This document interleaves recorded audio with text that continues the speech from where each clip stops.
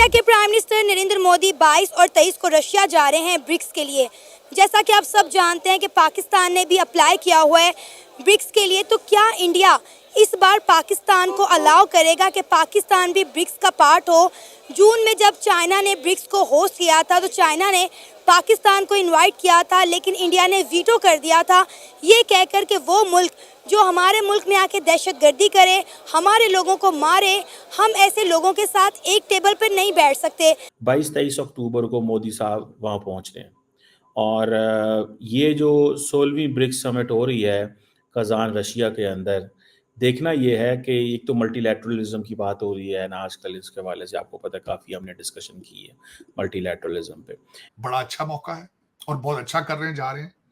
22 और 23 अक्टूबर के अंदर वहां ब्रिक्स में काजान के अंदर मुलाकात होगी और मैं समझता हूं कि वेस्ट के लिए बड़ा अच्छा है। जो इस वक्त वेस्ट ने मजाक शुरू कर रखा है भारत के साथ, जिसके पीछे मैं हमेशा ये कहता हूं भारत की तरक्की इनको चुभती है। भारतीय लोगों का इन्फ्लुएंस दुनिया के अंदर जो है वो गोरा इस वक्त हजम नहीं कर पा रहे। Hey guys, welcome back to new video. आप देख रहे हैं global news Hindi. I hope आप सब बहुत अच्छे होंगे। दोस्तों, प्रधानमंत्री मोदी जी ब्रिक्स समिट के लिए 22 और 23 अक्टूबर को रशिया में रहेंगे। तो आइए देखते हैं इसको लेके पाक आवाम क्या बातें कर रही है। लेकिन वीडियो में आगे बढ़ने से पहले चैनल पर नए हैं, चैनल को सब्सक्राइब कर ले और वीडियो अच्छा लगता है तो लाइक शेयर कर दे। वैसे तो पाकिस्तान कहीं इनवाइट नहीं होता है और जब भी भारत कोई भी समिट के लिए इनवाइट होता है तो पाकिस्तानियों को होता है खूब जलन। तो आइए देखते हैं आज का ये वीडियो। असल में ब्रिक्स में जो डिसीजन मेकिंग होती है वो कंसेंसस पर होती है। मतलब अगर सारे मेंबर्स किसी डिसीजन के ऊपर वो एग्री करते हैं तब वो डिसीजन ब्रिक्स मेंबर्स लेते हैं। अगर कोई भी मेंबर उसमें वो डिसएग्री करता है किसी भी डिसीजन या पॉलिसी के हवाले से तो फिर वो नहीं होता।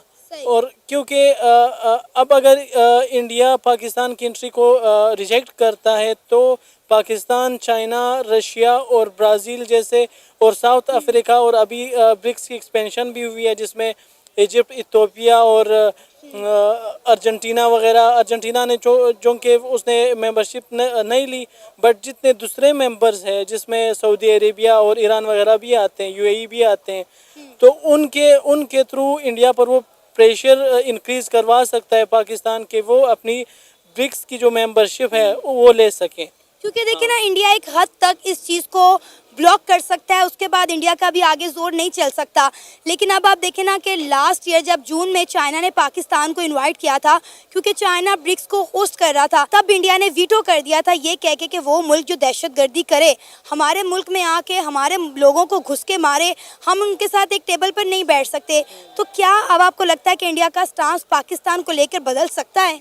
इंडिया का स्टांस काफ़ी मतलब वो एक स्टेगनेंट है, मतलब वो एक रेजिस्टेंट स्टांस है। जैसे जयशंकर आए था अभी शंघाई कोऑपरेशन ऑर्गेनाइजेशन की जो एक मीटिंग इस्लामाबाद में हुई है, उन्होंने कहा था कि एक्सट्रीमिज़म और सेपरेटिज़म और एक्सट्रीम टेररिज्म जैसे एलिमेंट्स को जो कंट्रीज़ हमारे स्टेट में सपोर्ट करते हैं हम उन्हें उनके साथ टेबल टॉक नहीं हो सकती। तो इंडिया का स्टांस पाकिस्तान के हवाले से चेंज इसका होना थोड़ा नामुमकिन सा लगता है। इंडिया ने तो हमेशा पाकिस्तान को दहशतगर्दी पर ही टारगेट किया है। इंडिया का हमेशा से यही स्टांस रहा है, चाहे वो ट्रेड को लेकर हो, चाहे वो पुरअमन बातचीत को लेकर हो। वो एक ही बात करता है कि जब तक पाकिस्तान दहशतगर्दी को सपोर्ट करना नहीं छोड़ेगा तब तक इंडिया और पाकिस्तान के ताल्लुकात में बेहतरी नहीं आ सकती।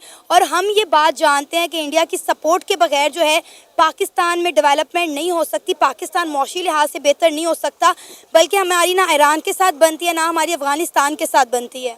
जी बिल्कुल। इंडिया पाकिस्तान का ईस्टर्न नेबर है और एक one of the largest emerging economies में से है ग्लोबल साउथ में। तो अगर पाकिस्तान ने जियो इकोनॉमिकली डेवलप करना है तो ट्रेड रूट्स को डेवलप करना है, एनर्जी और दूसरे हवाले से डेवलप करना है, तो इस बात के लिए पाकिस्तान का इंडिया के साथ कोऑपरेट करना और अपने मसाइल और डिस्प्यूट्स को, चाहे वो वाटर के बेसिस पर हो, टेरिटरी के बेसिस पर हो, कश्मीर का इशू हो और दूसरे टेररिज्म रिलेटेड इश्यूज़ हो, हाइब्रिड वारफेयर के हवाले से जितने भी इश्यूज़ हो, तो उन इश्यूज़ को रिजोल्व करना बहुत ज़रूरी है। ये जो 16वीं ब्रिक्स समिट हो रही है कज़ान रशिया के अंदर, देखना ये है कि एक तो मल्टीलैटरलिज्म की बात हो रही है ना आजकल, इसके हवाले से आपको पता है काफ़ी हमने डिस्कशन की है मल्टीलैटरलिज्म पे। बहरहाल इम्पोर्टेंट डेवलपमेंट ये है कि मोदी साहब क्या वोट देंगे कि पाकिस्तान को एससीओ का मेंबर बनाया जाए। अब ये डिपेंड करता है कि will this membership be at Pak India's expense, क्योंकि रशिया जो है वो सपोर्ट करेगा पाकिस्तान की मेंबरशिप, क्योंकि ये एक ऑब्वियसली चाइना भी रशिया को कहेगा, लेकिन इससे जाहिर बात है चाइना का इन्फ्लुएंस इसमें ज़्यादा बढ़ेगा with the Pakistani presence there. So ये ज़हन में रखिएगा, इंडिया एक हर्डल है, लेकिन इंडिया इसको लॉन्ग टर्म नहीं रोकेगा। शॉर्ट टर्म रोकना चाहे तो रोक सकता है, लॉन्ग टर्म नहीं रोकेगा if this is to be done, मुझे ये लगता है। सो इंडिया का जो है वो रोकना या बात करना शायद बनता है, लेकिन मैंने आपको बताया लॉन्ग टर्म नहीं रोकेगा।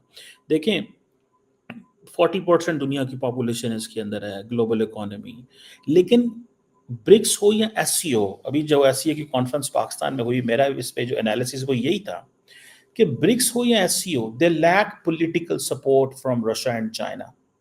अगर रशिया और चाइना इस पे थोड़े एक्टिव हों तो फिर चीज़ें हो सकती हैं। मिसाल के तौर पे आज सुनने में ये आया है कि जो रशियन एम्बेसडर हैं इंडिया के अंदर, वो ये तो समझते हैं कि दुनिया के 40 हेड्स जो हैं वो जा रहे हैं रशिया, ठीक है, लेकिन सुनने में जो खबर आ रही है कि रशियंस ये कहते हैं कि हम एक नया पेमेंट मेथड लेके आना चाहते हैं। वेस्ट ने मजाक शुरू कर रखा है भारत के साथ, जिसके पीछे मैं हमेशा ये कहता हूं भारत की तरक्की इनको चुभती है। भारतीय लोगों का इन्फ्लुएंस दुनिया के अंदर जो है वो गोरा इस वक्त हजम नहीं कर पा रहे हैं। ये बहुत बड़ा इशू, और ये इशू होता रहेगा। ये रीसेंट मजाक देखे आपने, ट्रूडो ने किया, फिर खुद ही स्पीच में इसने कहा कि हाँ हमारे पास प्रूफ कोई नहीं है इंटेलिजेंस बेस्ड। और इंटेलिजेंस तुम्हारी किस चीज की है यार? इंटेलिजेंस तुम्हारी जो 5 आई बनाते हो, कभी 6 आई बनाते हो। इराक में तुम कहते थे सदाम हुसैन के पास वेपन ऑफ मैस डिस्ट्रक्शन है, उनको तुमने मार मार के उनकी बुरी हालत कर दी, वहां पे 4 टुकड़े हो चुके हैं इराक के। उसके बाद आप लीबिया देख लो, ये इनकी इंटेलिजेंस है। कोई शवाहिद मौजूद नहीं है वहां पे ट्रूडो के पास, लेकिन ये कि उसने इतना बड़ा एक काम किया है कि हाई कमिश्नर संजय कुमार वर्मा को कहता है ये they are in criminal activities. चले, लेकिन ब्रिक्स में जाना चाहिए, जाएंगे मोदी साहब, जाके गले मिलेंगे पुतिन से तो ठंड पड़ जाएगी वेस्ट को भी और सबको, क्योंकि इस देखें बात ये होती है, अगलों की उनकी इकॉनमी दुनिया की 5वीं इकॉनमी है बिल्कुल 2000 और उस वक्त 2047 तक उनकी 30 ट्रिलियन की इकॉनमी होगी, तीसरी बड़ी इकॉनमी। तो ये था आज का वीडियो। आज के वीडियो के बारे में आप कह सकते हैं अपनी राय कमेंट में जरूर दें, और वीडियो अच्छा लगता है तो लाइक शेयर कर दें, और जो लोग पाक मीडिया देखने में इंटरेस्टेड है उनको मेरा वीडियो भी शेयर कर दें ताकि उनका भी सपोर्ट बना रहे। तो फिर आपसे मिलते हैं अगले वीडियो में, अपना ख्याल रखें। जय हिंद, जय भारत।